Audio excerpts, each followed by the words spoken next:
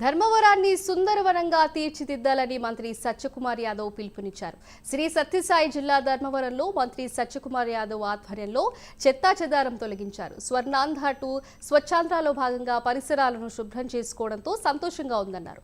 దేశవ్యాప్తంగా ఈ ఉద్యమం జరుగుతోందని, ప్రతి నెల 3వ శనివారమే కాకుండా ప్రతి శనివారం ధర్మవరంలో ఈ కార్యక్రమం నిర్వహిస్తామని సత్యకుమార్ చెప్పారు.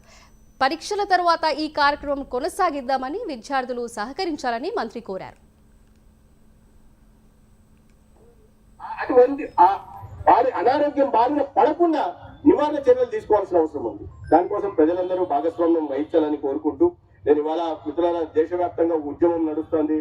స్వచ్ఛ భారత్ పేరుతో ఆంధ్రప్రదేశ్ లో కూడా గౌరవ ముఖ్యమంత్రి చంద్రబాబు నాయుడు గారు ప్రజలందరూ ఆరోగ్యంగా ఉండాలంటే స్వచ్ఛత అనేది చాలా ముఖ్యమైన కార్యక్రమం కాబట్టి దాని మీద ప్రత్యేకంగా దృష్టి పెట్టి వారి ఇవాళ తణుకులో, ఇవాళ నర్సాపురం జిల్లా తణుకులో వారు స్వయంగా ఈ కార్యక్రమంలో పాల్గొని స్వచ్ఛత మీద ఒక అవగాహన కల్పించే ప్రయత్నం చేస్తున్నారు.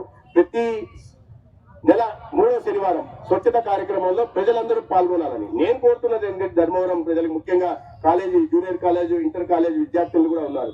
మనం ప్రభుత్వం ప్రతి శనివారం చేయనియండి, మనం ఈ పరీక్షలు అయిపోయిన తర్వాత ప్రతి శనివారం చేద్దాం.